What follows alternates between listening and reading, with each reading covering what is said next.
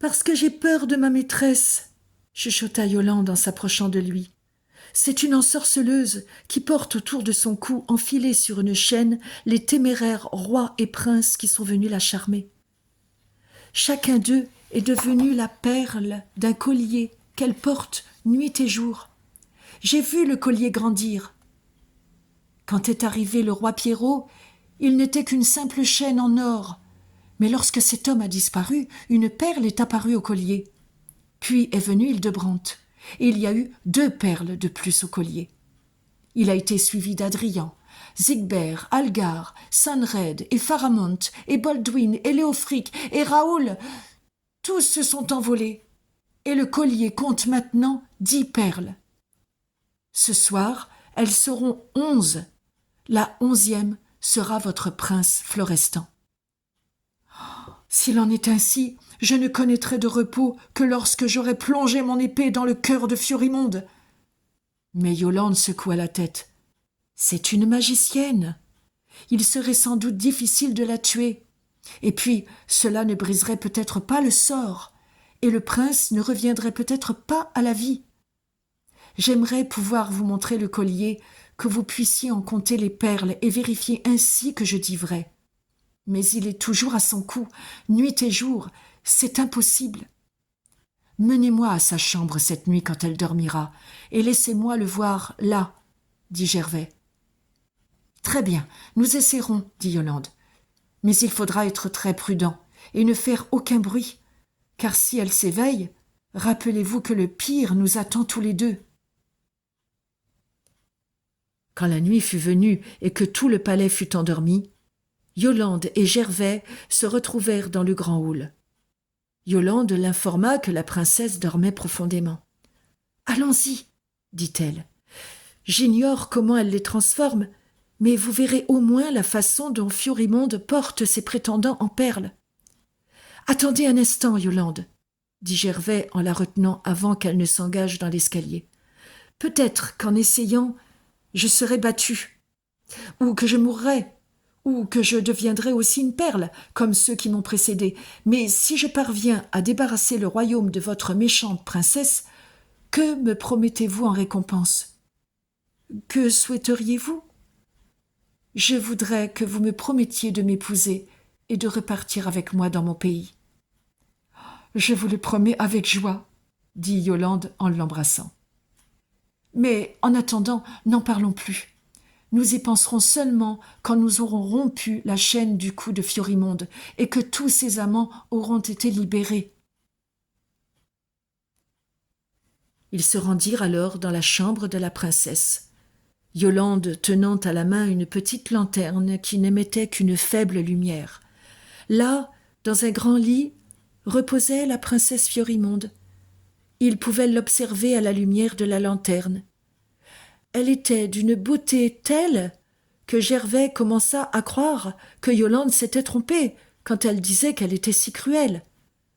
Son visage était calme et doux comme celui d'un bébé, sa chevelure s'étalait comme des vagues sur l'oreiller, ses lèvres rosées souriaient, de petites fossettes creusaient ses joues, ses douces et blanches mains étaient repliées sur les draps de dentelle du lit.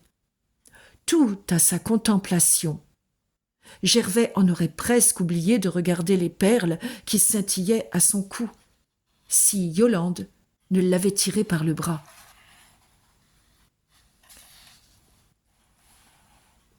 « Ne la regardez pas, chuchota Yolande, car sa beauté a déjà coûté cher. Regardez plutôt les restes de ceux qui l'ont crue belle, comme vous le croyez maintenant, dit-elle en montrant chaque perle, une à une. Celle-ci, Pierrot. Celle-ci, Hildebrand.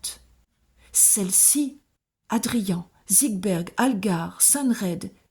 Et celle-ci, Pharamond, Baldwin, Léofric. Et celle-là, Raoul. Et la dernière de toutes est votre prince Florestan. Allez le chercher où vous voudrez. Vous ne le trouverez pas. Vous ne le reverrez jamais avant d'avoir coupé cette chaîne et brisé le sort. « De quoi est-elle faite ?» chuchota Gervais. « Elle est du plus bel or, répondit-elle. « Non, ne la touchez pas.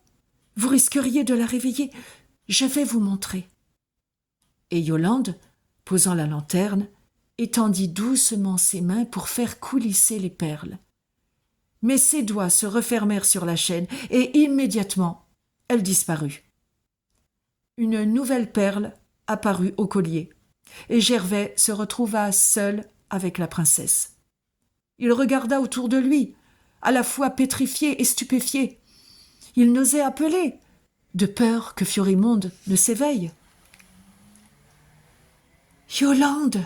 chuchota-t-il aussi fort qu'il l'osa. « Yolande, où êtes-vous » Mais Yolande ne répondit pas. Il se baissa au-dessus de la princesse pour regarder le collier. Une perle de plus se trouvait à côté de celle que Yolande avait dit être le prince Florestan. Il les compta à nouveau. 11 avant, 12 maintenant. Oh, haïssable princesse, je sais où vont les braves rois et princes qui viennent vous faire la cour, et où se trouve aussi ma Yolande. Et regardant la dernière perle, les larmes lui vinrent aux yeux. Elle était plus claire et plus lumineuse que les autres, et d'un rouge aussi chaleureux que celui de la robe que Yolande portait. La princesse se retourna dans son sommeil en riant, et Gervais fut empli de haine et d'horreur en entendant son rire. Il s'éloigna en tremblant de la chambre et veilla toute la nuit, réfléchissant à la façon dont il pourrait anéantir Fiorimonde et libérer Florestan et Yolande. Le matin suivant, quand Fiorimonde s'habilla, elle regarda son collier et en compta les perles. Elle fut bien perplexe, car une perle de plus s'y trouvait. « Qui a bien pu venir toucher à ma chaîne sans que je le sache ?» se dit-elle pour elle-même. Elle s'assit et réfléchit longuement. Pour finir, elle ricana. « Qui qu'il soit, il aura été justement puni. Mon collier, tu prends soin de toi-même tout seul. Celui qui essaie de te voler est justement récompensé et ajoute à ma gloire. En vérité, je peux dormir en paix sans aucune crainte. » Le jour passa sans que personne ne remarquât l'absence de Yolande. Au crépuscule, la pluie se mit à tomber et il y eut un orage si terrible qu'il terrifia tout le monde. Le tonnerre tonnait, les éclairs zébraient le ciel, la tempête devenait à chaque instant plus violente. Le ciel était si sombre qu'en dehors des éclairs on y voyait gouttes. Mais la princesse Fiorimonde aimait les orages. Habillée de velours noir, elle s'assit dans une chambre en haut d'une tour et regarda les éclairs par la fenêtre. Elle riait à chaque grondement de tonnerre.